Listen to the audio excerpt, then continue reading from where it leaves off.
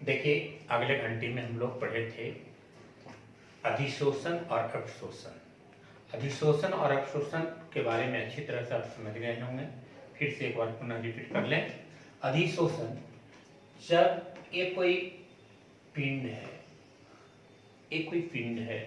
इस पिंड को कहते हैं अधिशोषक। अब इस पिंड के जब ऊपरी परत पर अधिशोषित अणु,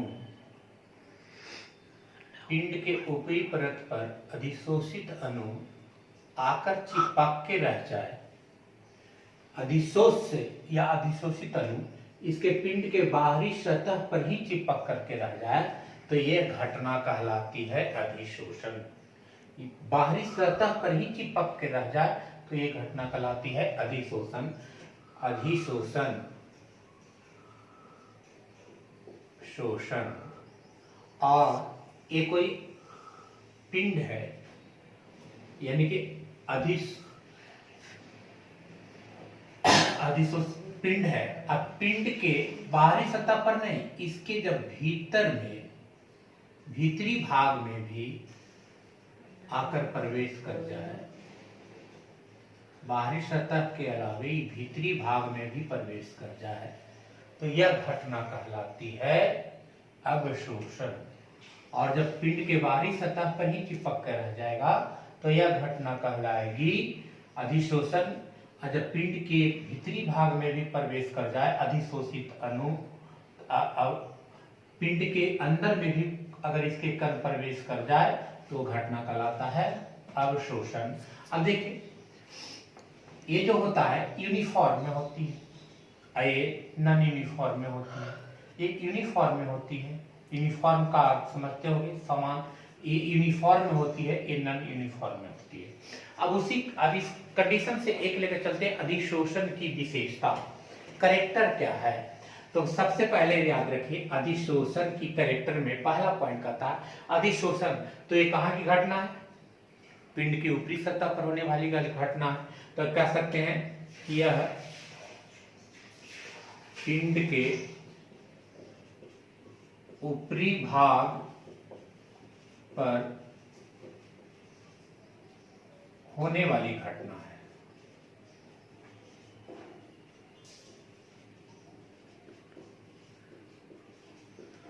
ये अधिशोषण किसकी घटना है? तो पिंड के ऊपरी सतह पर होने वाली घटना है। एक पिंड के ऊपरी भाग पर होने वाली घटना है, यानी कि यह पिंड के ऊपरी भाग तक ही सीमित रह जाता है। यह पिंड के ऊपरी भाग तक ही सीमित रह जाता है, यह अंदर प्रवेश नहीं करता है। अगर अंदर प्रवेश कर जाता तो ये कहला जाता अवशोषण, ये घटना कहला जाती अवशोषण। तो यह पिंड के ऊपरी भाग या परत पर ही सीमित रह जाती है, अंदर प्रवेश नहीं करती। दूसरा पॉइंट, यह स्वतः होने वाली घटना है।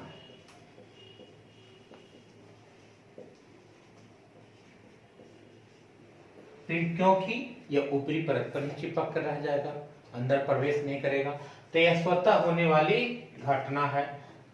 तीसरा पॉइंट,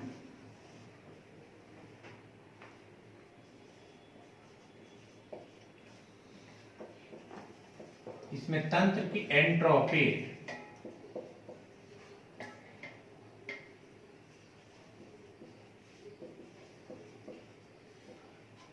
इसमें तंत्र की एंट्रोपी घटती है। एंट्रोपी कहने का मतलब याद रखिएगा, एंट्रोपी यहां कहने का मतलब है ऊर्जा से।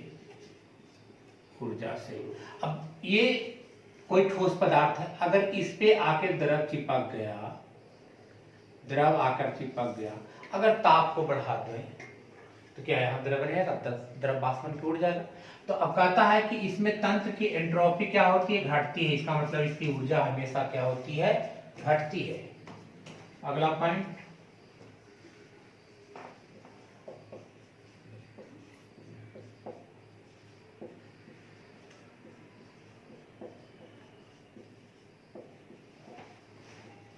यह ऊष्मा क्षेपी होती है। ऊष्मा क्षेपी, जिससे ऊष्मा का उत्सर्जन हो, जिससे ऊष्मा का उत्सर्जन होगा वह कहलाएगा ऊष्माक्षेपी, और जिसमें ऊष्मा का अवशोषण होगा वह कहलाएगा ऊष्मा शोषी। तो याद रखिएगा कि अधिशोषण की जितने भी घटना है, यानी कि अधिशोषण जो है वह ऊष्माक्षेपी होती है, और ये ऊष्माक्षेपी हो भी सकती है, ऊष्माशोषी हो भी सकती है, ऊष्माक्षेपी नहीं भी हो सकती है, और ऊष्माशोषी नहीं भी हो सकती है। तो ये था अधिशोषण की विशेषता, यह ऊष्माक्षेपी होती है। याद रखिएगा एंट्रोपी, एंट्रोपी कहने का मतलब है ऊर्जा। एंट्रोपी का अर्थ हमेशा याद रखिएगा किससे, ऊर्जा, ऊर्जा। और इसमें जो होती है यह पृष्ठ के ऊपरी सतह पर तक ही सीमित रह जाती है, अंदर तक प्रवेश नहीं करती है, यह ऊपर ही भाग तक सीमित रह जाती है। कहता है कि इसकी एंट्रोपी हमेशा घटती रहती है, इसमें ऊर्जा का ह्रास शून्य हो सकता है। अगला पॉइंट, अर्थात डेल्टा जी इक्वल टू 0, इसमें ऊर्जा का ह्रास शून्य भी हो सकता है। तो ये था अधिशोषण की विशेषता। ये है अधिशोषण की विशेषता, यह स्वतः होने वाली प्रक्रिया है, यह पिंड के ऊपरी भाग तक ही सीमित रहती है, और इसमें एंट्रोपी हमेशा घटती रहती है, यह ऊष्माक्षेपी अभिक्रिया होती है।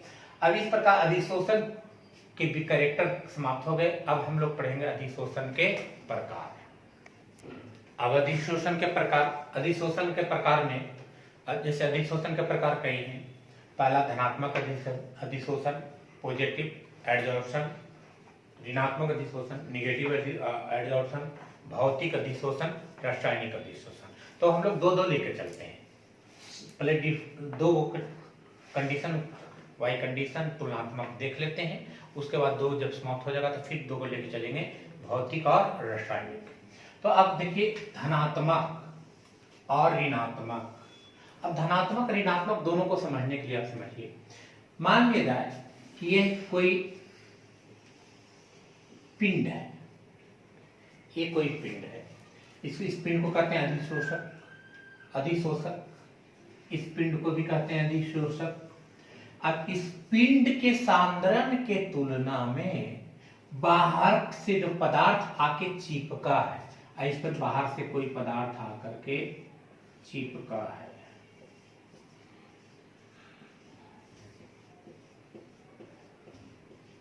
बाहर से कोई पदार्थ आकर के चिपका है, तो इस पिंड के सांद्रण के तुलना में बाहरी जो पदार्थ अधिशोषित अणु आके जो चिपका है, उसका सांद्रण इस पिंड के सांद्रण से अगर अधिक हो जाए, चिपकने वाले जो पदार्थ हैं उसके सांद्रण इस पिंड के सांद्रण से अगर अधिक हो जाता है तो वो कहलाता है धनात्मक अधिशोषण। अब ये पिंड है, इस पे जो बाहर से आके जो पदार्थ चिपका है, उसकी सांद्रण, जो बाहर से पदार्थ आके चिपका है उसकी सांद्रण इस पिंड के सांद्रण से अगर कम है तो कहलाता है ऋणात्मक अधिशोषण। अब ऐसे समझ लीजिए कि अगर ये कोई पिंड है, ये कोई पिंड है, इस पिंड का वजन अगर मान लिया जाए कि 10 ग्राम है, अब बाहर से इस पे जो कण आकर चिपके हैं, इस प्रकार ही बाहर से जो कण आकर चिपका, अगर ये चिपक गया यहां से 15 ग्राम, तो इसके तुलना में चिपकने वाला जो पदार्थ है उसकी सांद्रण अधिक है, तब ये कहलाएगा धनात्मक अधिशोषण। समझ में आ गया होगा कि इसके पिंड के सांद्रण के तुलना में बाहर चिपकने वाले पदार्थ का सांद्रण अगर अधिक हो जाए तो वो कहलाएगा धनात्मक अधिशोषण। अब ये पिंड है 10 ग्राम, अब बाहर से पदार्थ आकर चिपका, अगर इसकी ये 5 ग्राम है, तो इसके तुलना में बाहरी पदार्थ का सांद्रण अगर कम है तो वो कहलाएगा ऋणात्मक अधिशोषण। तो ये था धनात्मक, ये था ऋणात्मक। तो धनात्मक और ऋणात्मक देखिए, अब इसमें परिभाषित के रूप में लिख दिए हैं। इसमें अधिशोषक के पृष्ठ पर, अधिशोषक यानी कि पिंड को कह रहे हैं, अधिशोषित अणुओं का सांद्रण पिंड के सांद्रण के तुलना में अधिक होता है, उस ऐसा अधिशोषण धनात्मक अधिशोषण। इसमें द्रवों के विलयन में ठोस के पृष्ठ पर तो अधिशोषित विलेय का सांद्रण विलयन के भीतर के सांद्रण के तुलना में कम हो तो उसे ऋणात्मक अधिशोषण कहते हैं। अब इसको एक तरह से आप समझ लीजिए। अब जानते हैं यह है विलेय प्लस विलायक इक्वल टू विलयन। विलेय और विलायक मिलकर के विलयन बन गया। अब देखिए एक पात्र है, समझ लीजिए अच्छी तरह से, ध्यान दीजिएगा। एक पात्र है, ये पात्र में रखा हुआ है विलायक,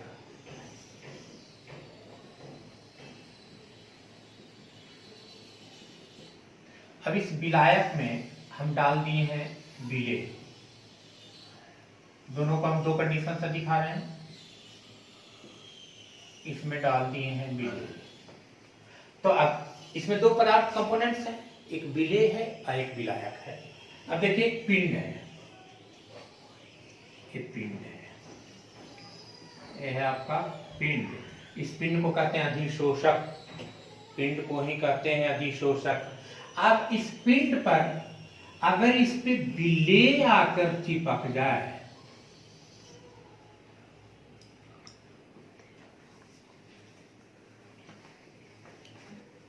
यदि पिंड पर विलेय आकर चिपक जाए तो इसको कहेंगे हम लोग धनात्मक अधिशोषण। विलयन का कौन सा पार्ट? तो विलेय अगर पिंड पर आकर चिपक जाए तो उसे कहेंगे धनात्मक अधिशोषण। अगर इस पिंड पर